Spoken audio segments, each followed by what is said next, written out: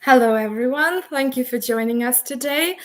I'm Victoria, your regular lecturer, and today we're going to talk about choosing a university, the best university for you. And as you may already know, USA is a great place to pursue a degree.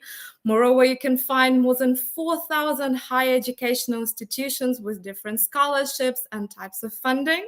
Sounds good, doesn't it? But now I would like to talk to you about choosing the best university for you specifically. So, what do you start by? First of all, we start with making your list of the universities that fit your needs. And during this webinar, we're going to discuss how you can narrow down your university list and many other tips and tricks on that. And here joining me today is Sarah Stackhouse, who is the International Admissions Counselor at the University of Wisconsin. Sarah, it's a pleasure to have you here with us, and the floor is yours. Wonderful. Well, thank you so much for having me. Please know I'm thinking of all of you and your families. And so I am from Wisconsin in the United States of America. Some people ask me, Sarah, is Wisconsin a country? I'm like, nope, it's one of our 50 United States. So we're located in the northern part of the US. A lot of people know Chicago, so we're northern side of Chicago as a kind of a point of reference. But today we're here to talk about narrowing down your university list. And as mentioned, there's over 4,000, right? Universities, colleges, everything from your private schools, your public schools, liberal arts, STEM, culinary schools, community colleges, technical colleges, right? You're like, Sarah, how do I know where to even begin? And as mentioned also, it really is starting with making your list and then being able to go from there. And I'm not sure necessarily where everyone's at their point, throughout the process, because some of you may have been working on this and planning it for many years, or maybe since you were little, you always had the dream to go abroad. And other people might be like, yesterday, oh, my friend inspired me, or my teacher inspired me, or maybe you're inspired by something, right? That's encouraging you to pursue your dreams somewhere else. And so there's a lot of opportunities out there, and sometimes it can be really overwhelming. And I always say the very first thing in starting your university admissions process is truly to know who you are. And sometimes that's hard, right? Who am I? Who do I want to become? What is the best version of myself? What are my goals? What are my passions? What are my dreams? What do I love? And a lot of times it will start with that internal reflection, right? If it is just getting out a piece of paper and a notebook, right? Or maybe you can write it down somewhere else, whatever works better for you. And truly just sitting down to reflect and think about, right? Who am I? What are my goals? And who do I want to become? And a lot of times that can be a really great place to start, but also it can be really overwhelming. You're like, Sarah, how do I know what I want to do with the rest of my life? As we know, the world changes really quickly. I myself, I grew up in the United States. And when I was just about your age, I was an exchange student in Thailand. So that's when I left my home for the first time. And I went to live in another country, and completely new language, completely new culture. Everything was new to me. And so, I was like a little baby again, learning everything, how to eat the food, how to talk in Thai, how to interact with a culture that was so different than the one I had grown up in.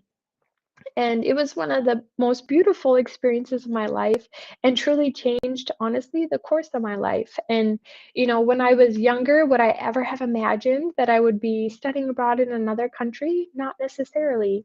I was an ice hockey player growing up. I loved to study and, had a lot of dreams and goals, and, always thought, as you're younger and your idea of what you want to do when you grow up, how that changes, right? Sometimes our life circumstances change, sometimes our passions or our interests change, right? And so as humans, right, we're always adapting and trying to adjust and recalculate, right? Where we're at, what do we want? And so as you're going through this process, no, you don't have to have it all figured out, right? You don't have to know 30 years from now, this is my exact job, this is what I want to do. Some people have known, right, since they're young, yep, this is my goal, this is my dream, and that's what I want to achieve. And other people are still like, Sarah, you know what? I'm just not sure. I have no idea and I don't know where to begin. And that's okay. And I think that's one of the most beautiful things is when you get to talk with people and you get to learn, from their experiences. That truly allows you to understand, right? Oh, what do I think about that? How do I feel, right? And how can I maybe implement that in my life?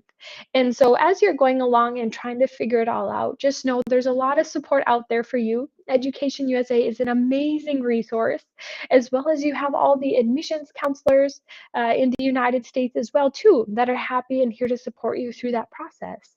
And so just know, our largest incoming major at my university is undecided, right? That means, you know what? Every option is available to you because you haven't necessarily chosen a specific path yet. And so that means you get to sample. It's like buffet, right? A buffet style. You get to sample a little bit of everything and see what you love. And from there, you can decide, right? You know what? I thought I would love accounting, and now I decided biology is my favorite subject, right? And so as you're going along, I would just say give yourself some space to decide, and to give yourself that freedom to know it's okay if I change my mind. It's okay, if I go a different path than I originally thought I would be on. And as you get to learn and you get more exposure to the things, right? Your eyes will be open, your mind will be broadened as to, it's okay, right? And there's many different things. Maybe you love, let's say, pottery or photography, and you also love math.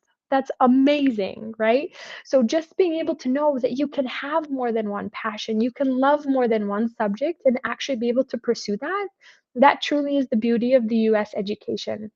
And so as you're going along trying to decide, like I said, I think one of the most important things truly is that reflection piece on the front end, whether it's through meditation, sitting with a group of friends, talking with your parents, right? Or anyone in your community that inspires you, maybe your teachers at the schools or your Education USA, right?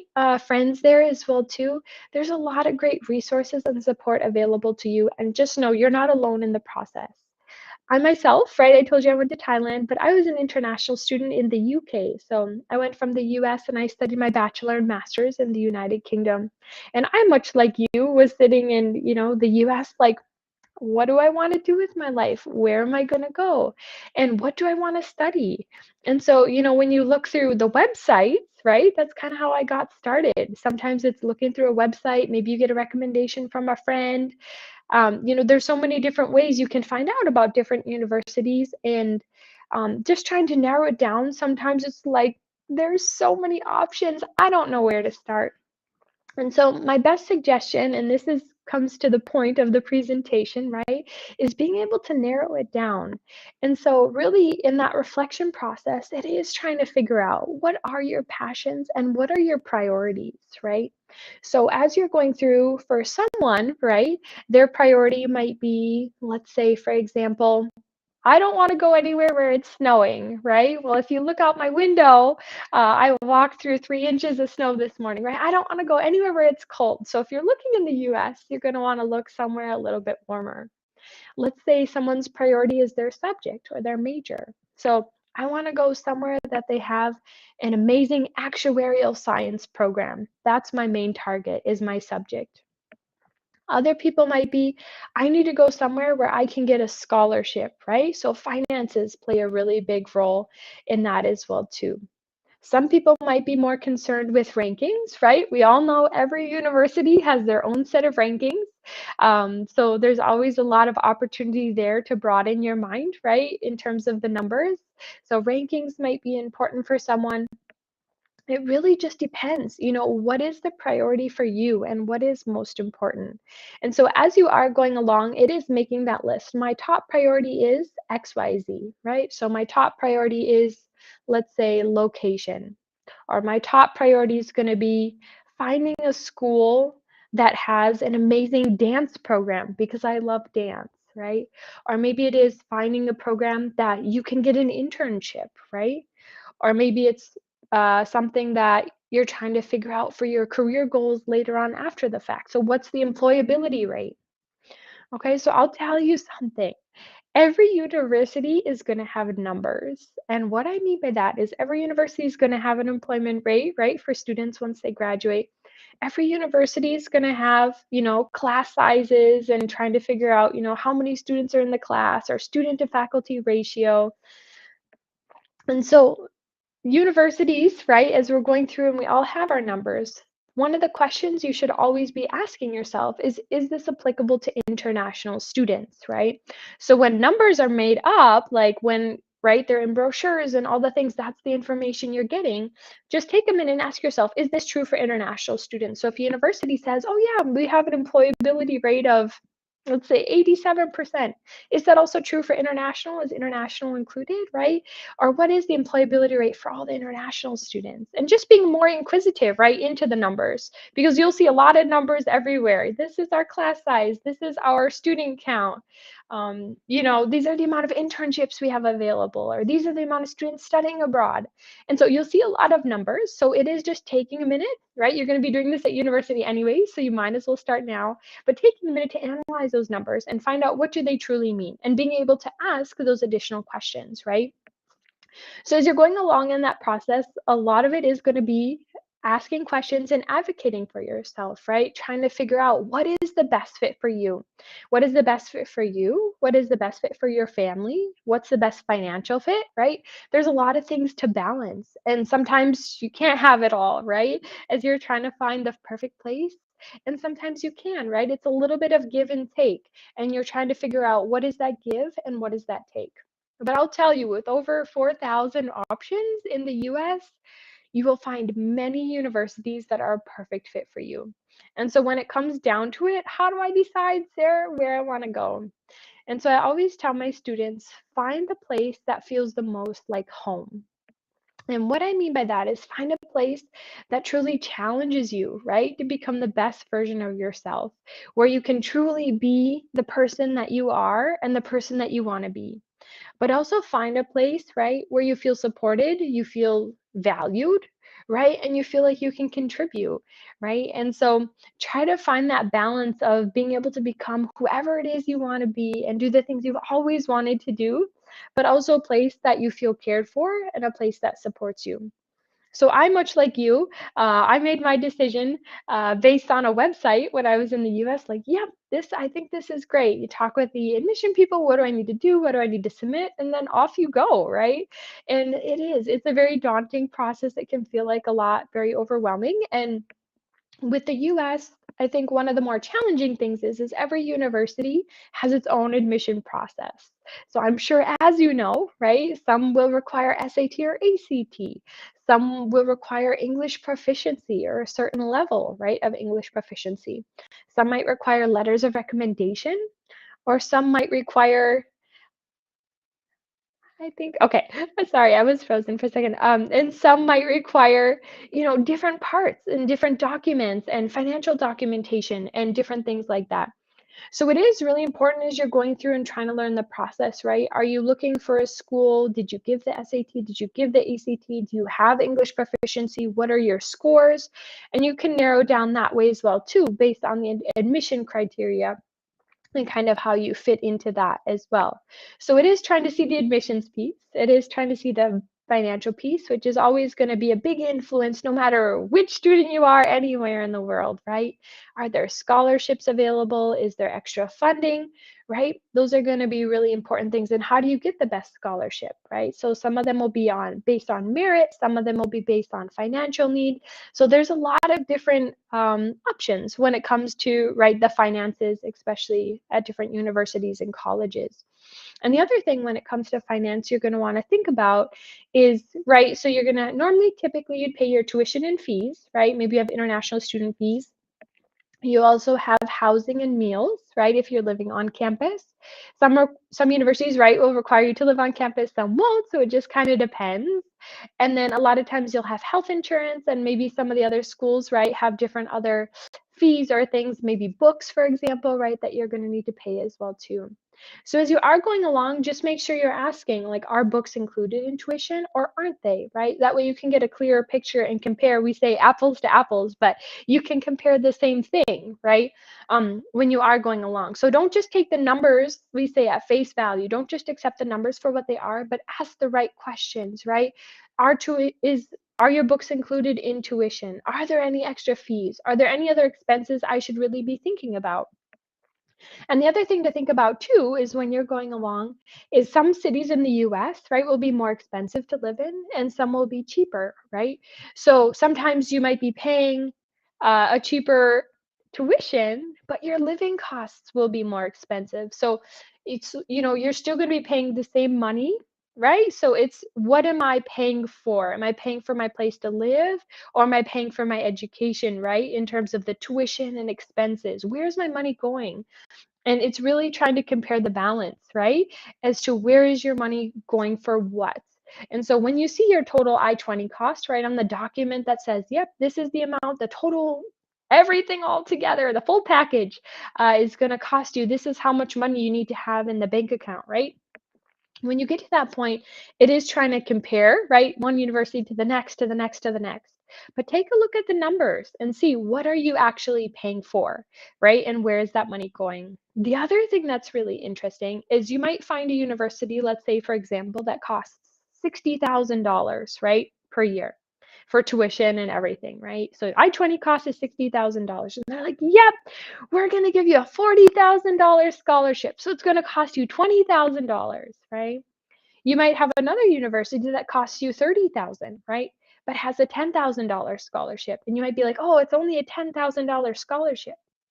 But at the end of the day, you're still paying each, right? 20,000. And so when you're looking at scholarships and finances, you really need to take a look at the bigger picture, right? And put all the pieces in their place and see how it adds up. Because a lot of times some students might be like, oh, they only give 6,000 in scholarship. But that same 6,000 in scholarship can total the same, right? And cost as a place that might give you $40,000. So it is just taking the time, right, to think through the finances, think what it means, and think what is the best financial fit for your family, right? No matter the situation, who you are anywhere in the world, right? Finances will always be a huge consideration. And so that is something, it's really good for you to be able to have that conversation with your family.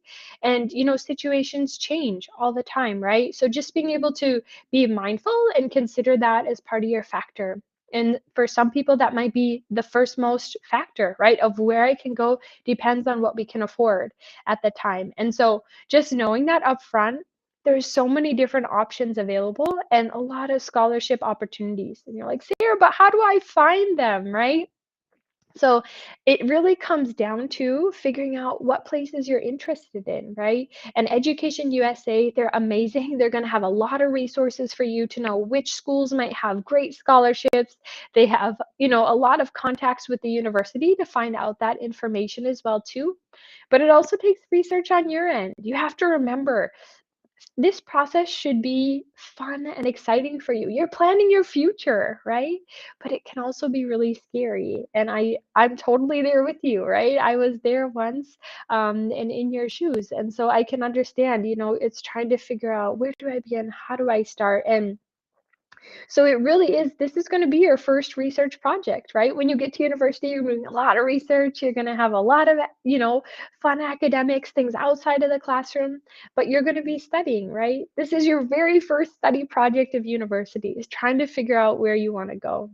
And so just think all the time and effort and energy you invest, right, today, that's going to make your future for tomorrow. And so as you're going through that process, right, it is taking the time and putting in the effort and the long hours to do the research and see, what is the best university for biology in the US?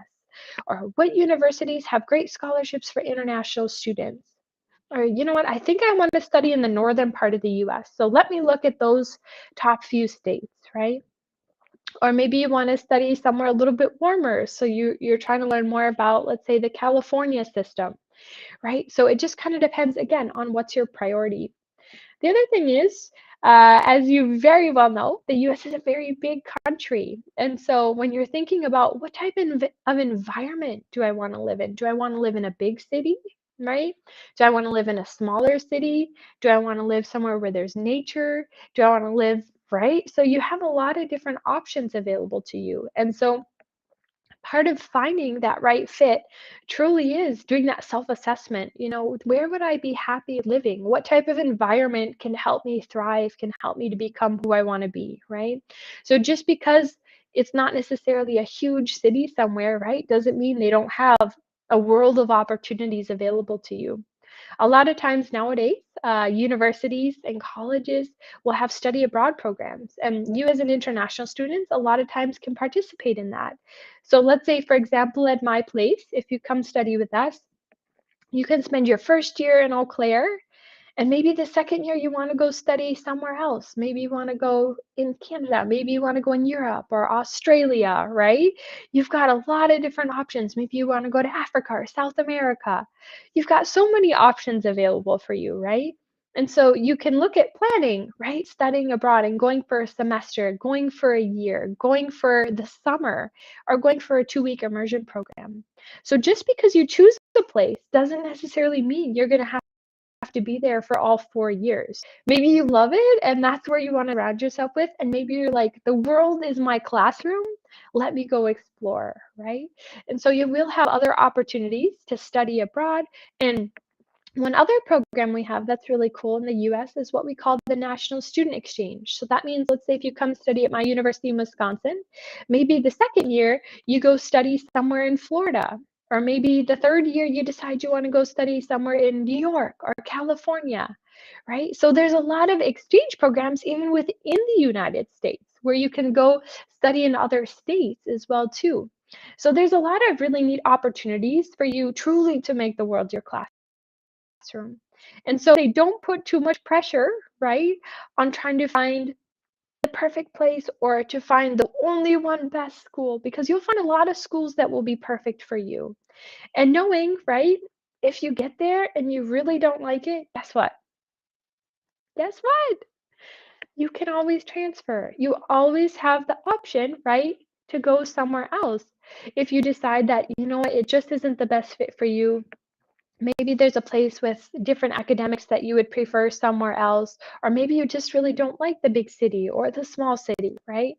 And so you can't ever get a full picture of a place, right, until you actually get there and you get to see how are the people, how are the resources, how's the support, how are the programs, right? So once you get on campus, if you decide it isn't the best fit for you, that's okay. That's okay. You have options and you have a lot of support to help you find what is the best fit for you. So a lot of students will take this time and put so much pressure on themselves to find the one perfect university, right? There will be many, many great fit universities for you, depending on your criteria, depending on who you are and what you're looking for, right? And that's going to be really important, is you finding a place, that's meant for you. Maybe you have a bunch of friends that are going somewhere and you're like, oh, I want to go too, right? But it is taking time to say, do they have the same interests? Do they have the same goals? Do they have the same, priorities that I have? And guess what? No matter where you're going to go, because you're an amazing person, you'll meet friends, right? You're going to have international friends. You're going to have domestic US friends. You're going to have your teachers that are there to support you. You're going to have people in the admissions office, right, that are there to support you. You're going to have a lot of support, right, no matter where you go. So don't be afraid to branch out and try something maybe a little different than what maybe your peers are doing, or maybe, just trying to figure out what is it that you want for you.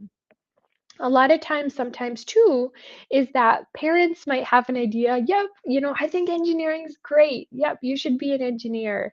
And in your heart, you're like, you know what? I really love, let's say, languages. I would love to study French. Okay, just as an example, or maybe something like Spanish. Well, the one really cool thing about studying in the US, as I mentioned, is you can really manage those multiple passions that you have. And so let's say if you want to study engineering, okay, we could do that. But you can also get a minor or a double major or a certificate in another language, right? Or maybe you want to take a photography certificate. Maybe you want to take something like math, or I mean, there's so many different options. Like universities will have 70, 80 different majors and minors, upward to 300, right? Different subjects you can study. So as you are going along, just know there's a lot of options for you to kind of mix and match, right? And make your education everything that you want it to be. And with so many different options, right, you really shouldn't have to sacrifice your passions or your priorities or what you're looking for. There should be many universities, right, that can fulfill your criteria. So just make sure you don't settle, right? Don't make sure you don't settle on a place just because it's convenient or because it's easy, right? Going through, putting the work, doing the research, and finding the places where you can truly thrive, that's going to be so much more rewarding for you in the end. And so it is. It's one of the biggest projects you'll have up to your life thus far, right? As you're going through and trying to decide and make those decisions and consider, right, your family in that picture, consider your community, your country. And just remember when you go abroad, right, you're going to be representing your country and who you are. And, when you get onto a campus and you get to meet all the international students from all around the world representing their countries, it truly is a really beautiful thing.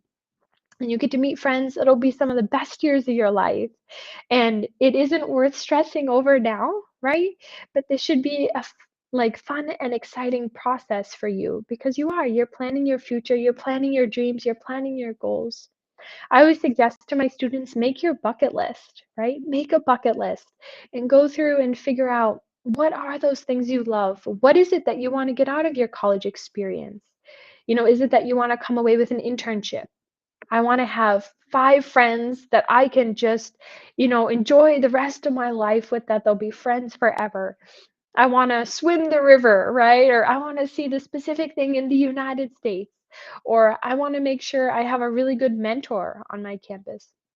What are those bucket list items that are important for you when choosing a university? And also, what are those bucket list items for you when you come as a student in the United States, right? And I think being able to take that time to reflect and figure out, what are those priorities? What are the things I actually want to accomplish? That will truly help you in your search. And when it comes to narrowing down, right, 4,000 plus universities, okay, so I know geography is most important, and where geographically do I want to look? Okay, so if that's your top priority, that narrows your search. Then maybe you have 3, 4 states you're looking at, right? Let's say if finances is the most important thing, you find the schools that have the scholarships. You ask your EducationUSA representatives. You have many admissions counselors like me that will come give presentations and talk. You can ask them questions. What scholarships are available?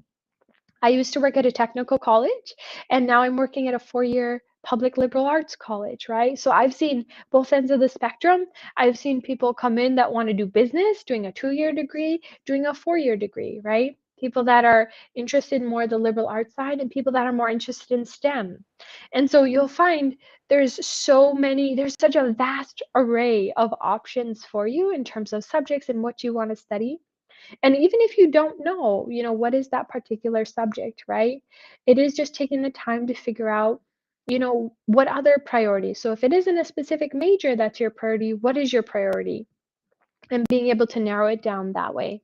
There's a lot of resources out there online, right, that you can use to kind of figure out and search and see what programs are the best here, what programs are the best there. In this particular state, what university is going to be a good fit for you? Do you want a large university? Do you want a small university? What size campus feels right for you, right? So some universities will be 60, 70, 80,000 people. And then other universities might be 10,000 and some 2,000 or 1,000, right? And so it is trying to figure out, what do I feel comfortable in? What type of experience am I looking for? And what do I want to get out of it? Why do I want to become an international student? And why the United States, right? So taking some time to ask yourself these little bit more in-depthy or difficult questions can really save you a lot of time in the future, because if yep, this is kind of the picture. If you close your eyes and you think like, where can I envision myself when I think I'm going to study in the US? What does that look like? Who do I want to become? What do I want my future to be? Right? when you close your eyes and start to think about those things, you kind of get a vision, right, for a place that you might think would be a good fit. And sometimes you're not going to know. You're not going to know all 4,000 names of the universities in the US. I don't know all of them, right? But as you go through your research, you'll find different names that pop up when you see pictures, right, of the campus on their website. You have to think sometimes it's a gut instinct, we say, right? Trust your gut. And so when you're going through and you feel like a place feels really comfortable and happy and yeah, I really love the vibe, maybe add that to your list, right, of a place. If you've already applied and you're like, Sarah, I have 5 different offers. What do I do now, right? How do I decide? Again, that's really going to come down to your priorities. If you can see the financial packages that you got from all the universities, right? You know that. Do they have the major or subject that you want to study? If you're not sure about that, is it in a location that you feel safe, right? Safety is also a really big important thing. Is it in a place that you feel safe and comfortable and that does feel like home? Right? So these are going to be a couple of the different factors, but there's always going to be a lot. It's going to be overwhelming. And as I mentioned, there really can't be a wrong decision when choosing a university because if you choose one and you get there and you don't like it, just know you always have the opportunity to change it, right? And so it's not the time to put too much pressure on the fact of, oh, this is the only perfect university for me. But it really is the time to discover yourself, right? And who you want to be. What are your goals? What are your dreams? Why are you going to the US to study? What is it that you want to accomplish? And what institution, what school or college or university can help me to get there, right? And as I started the presentation off, knowing, right, we have community technical colleges, we have 4-year public and private schools, liberal arts, STEM schools. You're going to have a lot of different options, right, for you. And so it can be a little bit overwhelming, as mentioned, but it really is just the time of your life to take, stop, think, reflect. What do I want my future to be? And who do I want to become? And so, with that, I hope you enjoyed the presentation. I am definitely here to answer any questions that you might have and happy to answer anything for you. Thank you so much, Farah. That was a wonderful presentation. And thank you for sharing your personal experience and insights with our students. I think we can all benefit from what you've said, and you've given us a lot to think about. And for anyone who's new or who is just joining us at about right now, you can always go back and watch the webinar. It will be available on our YouTube channel. And for anyone who may not know about Education USA Ukraine, I would like to reiterate that we are part of a global network of consulting services, and our goal, our mission is to help international students, provide them information about higher educational institutions in the USA. So after this webinar, feel free to check out our website. You'll be sure to find a wealth of information about different universities, funding opportunities, and so on. And while we're waiting for questions from the audience, I would also like to ask a few questions of my own, Sarah, if you don't mind. Yes, please. So, a lot of our students are really worried about seeking funding. So maybe you've got some tips or tricks on how to look for funding, or what are maybe some websites to check out. Yeah, no, that's a great question. I know funding, no matter where you are in the world, that's always going to be a major priority. And so I would say if you can kind of narrow down what options, what schools, what area you're looking for, right? That can make a big difference to kind of as the circle and the research that you need to do around it. Most oftentimes, universities will have the scholarships listed on their websites. And so you can kind of go through that way and see, are they merit-based? Are they financial-based? And honestly, when I was an international student too, right, I just kind of put it in and was typing like, where can I find the best scholarships in the US, for example? And from there, you'll get a lot of different results. I don't have any specific websites that I can personally recommend, but I would just say it really is reaching out to the admissions office and the different admissions counselors, because they're going to be the ones that can give you the direct information, right? Because on websites, sometimes you might get misled, and you need to be very careful, right, with the information that you're finding, or on external websites, right? So if you go directly to the universities, you'll be able to find a more direct route and proper route to the scholarships that are available. And so I would just say it is truly taking the time to figure out what universities you think might be a good option, taking the time to send an email. Hey, Sarah, I saw this on the website. I think this will be a great university for me. Can you please tell me about the scholarship opportunities? Just putting it out there. Many universities are unable to offer full funding. Many universities are able to offer full funding, right? And so being able to ask those questions and what level of funding people need, that's also going to vary as well too. And so the ones that are going to be fully funded are going to be extremely competitive, I would say. And so just knowing that upfront, even if you can't secure full funding, because they're going to be very, very competitive scholarships, right? So a lot of factors go into that. It's going to be your academics. Maybe it'll be an essay question. Maybe it'll be a CV or resume, like what extra activities did you do? Some schools might have specific scholarships for Ukraine students, right? So that's also an option. So trying to search for those. What universities offer scholarships for students from Ukraine specifically? Some universities will have those.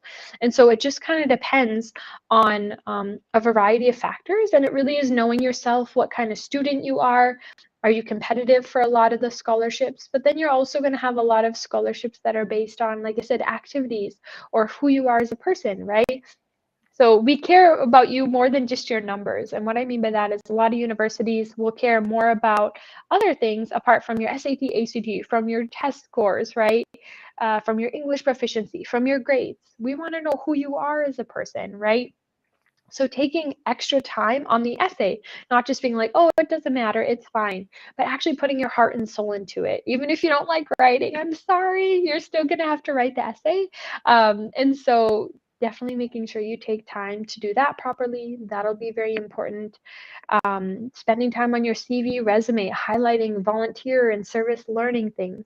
That's also going to be really important. Any clubs, societies that you've been involved in, anything you've done, that's going to be really important too. And then other times, like I mentioned, some places will see financial need as well. So for example, at my place, we have merit and financial based scholarships. So you fill out one application and we're going to ask for your CV, your resume, your essay question. So we want to know those things, but then there's also a section to talk about your finances as well too. So we consider all of those factors as one package. Some universities might only consider finances. Some universities might only consider your grades, right? And some might be automatic scholarships, and some you're going to actually have to apply for in a separate application. And so it is, again, I know, I'm sorry, every university is different, which makes it very difficult. But it is just taking time to ask the question, how's the process? How much scholarships available? What are the opportunities for me? What's the most important factor in the scholarship application? So that way you know really where to focus your time. Thank you so much for such an excellent and in-depth answer. And I think that a query often connected with finding funding is, can I, as an international student, work on campus? Is this option available? So for instance, at your university, the University of Wisconsin. Yeah, absolutely. That's a great question. So yes, you are able to work on campus up to 20 hours a week during the regular academic terms. These are part of your US visa regulations, and it's really important as an international student that you abide by, right, the visa regulations that you signed up for. But we do have a ton of on-campus jobs at my place, and I know many universities do as well too. But that's going to be one of the main questions you're going to want to ask. in the application process or before you even apply. Because if securing a job is going to be very important to you or for you, like it is for many international students, it was for me when I was a student in the UK. That was one really important thing for me. It will be taking time to ask. So a lot of universities might be like, yeah, we have on-campus jobs. Okay, well, how many? And what's your student population? Like, is there actually going to be a chance for me to get a job? Or is it just like, oh yeah, you have jobs, and then you get there and it turns out you can't actually get a job on campus, right? So it is, again, asking those more in-depth questions, not just taking, oh yes, we have on-campus jobs at face value, or just accepting it for what the words are. It really is going to be digging deeper and saying, okay, well, how many of them are there, right? So we have 3,500 on-campus jobs. We have about 10,000 students. And almost all of our international students are working on campus, right? So some of them might be working as a resident assistant, where you can get free housing and free meals. That's one really great job on a lot of college campuses. So you can get free housing, free meals. Some of them are working doing research. So they're actually getting paid to do undergraduate research in their first or second year. Some of them might be working at the theater halls, so they get to watch all the performances for free, but also while they're working at the same time. And others might be working in, the cafeteria. Some will be working in the library, or some in the admissions office with me, right? So yes, there are a ton of jobs on campus for international students. And just know, right, it is just taking the time to ask, okay, well, what are they doing? How much should they get paid? And every state is different. We have something called minimum wage. So it means every state has their own regulations and rules as to how much a person needs to get paid. And that's based on living costs, right? So maybe somewhere out, let's say out west, you might see, oh, well, they're getting, $20 an hour for their job, right? But it also maybe might cost more to live. And so it's all going to kind of fall into, in comparison, it all makes sense. But when you're first looking at it, it's like, oh, $20 an hour, that sounds great. And then you find out maybe it costs more to live. And so it is just, again, taking time to step back and thinking about what are those other factors, and how in depth, right, of the information you actually want to get while you're trying to make your decisions. Thank you so much. I think that's a great answer and something that a lot of students should consider. I would just like to remind all of you watching us right now to not be shy, to put an answer. You have a great opportunity to speak directly to a representative of the university and get maybe an answer to some of your burning questions, to maybe like dispel some of your fears and worries.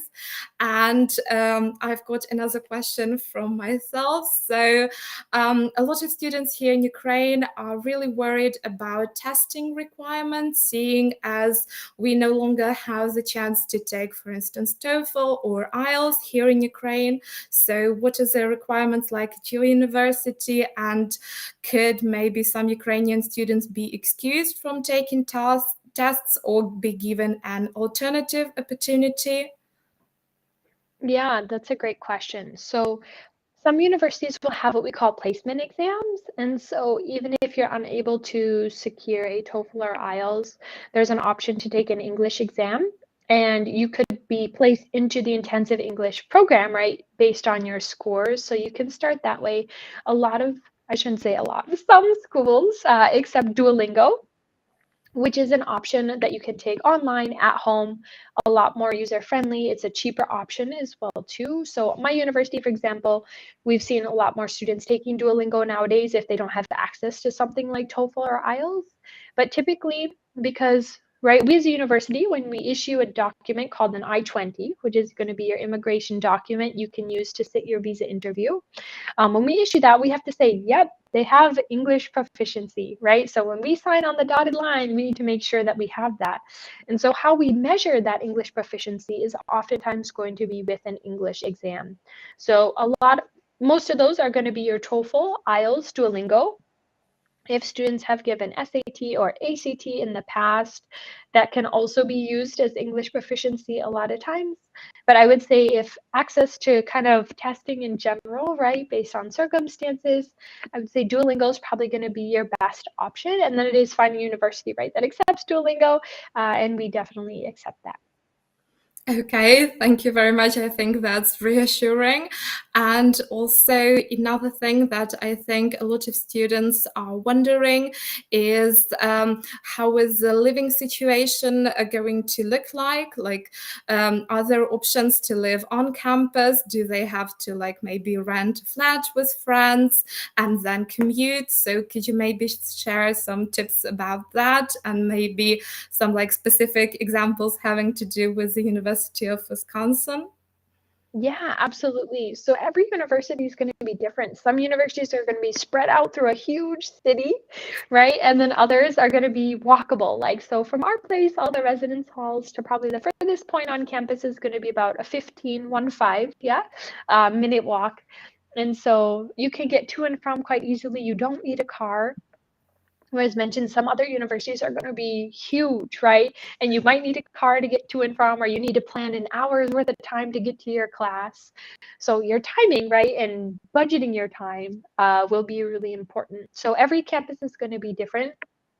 Some universities will require you to live on campus. Some will be like, no, no problem, you can live off campus, and some won't even have housing options. So you will be living off campus, right? So again, it's kind of a vast variety. So at our place, you will be living on campus for the first couple of years, anyways, first year or so. And then from there, you're able to live off campus. And there's a lot of off campus housing, maybe 5-10 minutes walk from the university. I live downtown and I walk every day, again, about 15 minutes. So I always enjoy my commute by foot, and I love it. It's a really good time to just enjoy the nature, right? So we're a very natural city, really beautiful river running right through campus. And so, yes, mostly students will be living on campus and they're paired with an American roommate. So automatically you have a US friend that you can get to know, which is really exciting, and kind of get immersed in the culture that way. And then the other thing is as I mentioned, some universities will have what we call resident assistants. And so that's going to be an RA, which is basically like a job, but it's a leader in the dorm. And so you're planning all the activities for students, you discipline students, you get to welcome them right when they're first moving in and when they're moving out. And basically, you're there as a resource for them if they need help or they need anything. And so, on a lot of campuses, that either means you can get free housing and free meals. So, let's say at my place, it costs around $8,000 for your housing and your meals. You imagine you don't have to pay that at all, simply because you have that job. And on top of that, you get a stipend every semester too. I think it's maybe $700 or $800, depending. I'm not sure if it's changed, but somewhere around that. So you get money as well too. And so you think, what value you're getting. You get to eat for the entire academic year, and you have housing for the entire academic year. It's a really, really great job, one of the best that our international students love on campus. And the other thing to think about too is when you live on campus versus when you live off campus. When you are off campus, you're going to have to deal with a lot of the issues, right? You're going to have to sign contracts and things like that. Maybe you have to set up your own Wi-Fi, you're paying other bills. Whereas a lot of times when you live on campus, all those things are kind of included in one package. And so if the Wi-Fi is not working, well, someone's gonna have to fix it for you, right? Whereas if you're living off campus, it's gonna be your problem. And so there's a lot of pros and cons, but many of our international students, after they've been here 1-2 years, they'll definitely move off campus, live with their friends in the neighborhoods and get a house together, that kind of thing. And so there's definitely pros and cons. And I think when you first come to the US, you're new, you're trying to learn, everything's different. It's a really good resource to be able to live on campus if you can, because that's how you're going to get to meet people. You hear about the different events, you get involved and engaged in all the different things, which is truly part of your US university experience, right? You're not only coming to learn inside the classroom, but you're coming to learn outside the classroom as well, too. So all those things will be really important. So as mentioned, some of the schools, community colleges, technical schools, 4-year, some will have housing, some of them won't. So it is just trying to figure out what each campus, and again, every campus is different. So just taking the time to learn more about the campus and kind of what are their housing policies. Thank you very much. That's an excellent answer. And actually, we've got a question from one of our listeners. He is having some technical difficulties, so he's unable to write in the chat, but he reached out to me directly. And the question is, how do I save money when studying abroad? Do you maybe have any tips and tricks to share? So once again, it's a financial question. Yeah, absolutely. It's a really great question. As an international student myself, I was there. And, there's a lot of little ways you can save money every day. I think getting an on-campus part-time job is going to be really important. That can allow you to fulfill and live out your normal expenses. So when you want to go to the movies with your friends, for example, or, if you want to get something to eat that's different than what the food they normally serve, something like that. That's what that money can be used for, is kind of you're able to live, you're able to enjoy those little things, right? And save up money as well too. um it's hard, to balance, because you're there, you want to do everything, you want to live out every experience, but then also at the same time, if you're trying to be money conscious, it's really what's your needs and what's your wants, right? And what's your budget. That's the main thing, is really it's trying to be smart with money. Set out your plan. This is how much I have for food. This is how much if you do decide to get a car. At our campus, you don't need a car to get around, and you get the free bus pass throughout the city, so you can get to and from really easily, which is great. So that some campuses you might need a car. So how much is a car going to cost? How much is gas, right? All those types of things. And you don't necessarily, yes, you're going to want to consider that when you're planning, but you're not going to know all of that right away. A lot of that you'll figure out once you get there, but it is making a plan, sticking to a budget. The other thing is there's going to be a lot of scholarship opportunities for you once you become a student. So that's one thing. Like at our place, we have the incoming international student scholarship. And then once you become a student, you can apply for all the departmental scholarships. So it means then you can apply for that biology scholarship or that math scholarship or physics, right? Or engineering or actuarial science, whatever it is that you love, right? So you can apply for those scholarships. There'll be more leadership scholarships. There'll be other international student scholarships. So just knowing that the first year is going to be your most expensive year, probably, because you're getting there, you're new, you're trying to get your social security card so you can get a job, you're going through all the processes, you're learning how much do things cost and how does it work. But as time goes on and you become experienced, right, and you live there and it becomes your home, you're going to be a lot more familiar with those things. You're going to know how to save money. There's going to be more scholarship opportunity if you live off campus. Sometimes it can save you money, sometimes it can't. It just depends on the situation. But yeah, basically just going through and just trying to be smart. I think it is budgeting, financial planning that can make a really big difference. So not only saving money on your expenses, but being able to save money, right, for your future. Thank you so much. Thank you for sharing those wonderful insights with all of you listening here right now, and with me, of course. I think it was incredible hearing you giving firsthand information about the different opportunities, the different things to consider, and it should give all of our viewers a lot of things to think about and maybe help them narrow down their list of colleges and just set clear goals to achieve the dream of studying in the USA. And for any of you who have been unable to join us today, or who are listening us once the webinar has already finished, I would like to encourage you to reach out to EducationUSA Ukraine directly, so you can sign up for a free consultation. You can discuss any of your maybe worries, any of the things that you are unsure about with our wonderful counselors, or if you're interested specifically in studying at the University of Wisconsin, you could reach out to Sarah directly and maybe find out specific information that you need for your application package. Yeah, absolutely. So yeah, definitely, if you have any questions, I'm always here and happy to help, even if it's not about my specific university. If you have any questions about studying in the US, I have a lot of colleagues that I know, so I can connect you any pieces of the puzzle that I may be able to help with. And I just want to say I wish you the best of luck as you pursue your educational dreams. I know it's a lot to process, a lot to think about, especially with what's going on in the world. And I just hope that you and your families continue to be safe and healthy. And, you know, it really is planning for your future, planning for who it is you want to become and what are those passions and goals and dreams. And there's a lot of people that are there to support you, and using the Education USA office as a resource, you're very lucky to have them. And definitely don't be shy to reach out for any of their services that you need as well too. Thank you so much for those final words of encouragement. And for anyone still here with us, I would like to remind you not to forget to click on next Thursday at exactly 15 p.m. We're going to talk about 17 p.m. I'm so sorry. We are going to talk about your successful path to US universities. So you could also reach out to me directly during the webinar or afterwards if you have any questions. And thank you once again for being here with us. Thank you, Sarah. It was amazing having you here.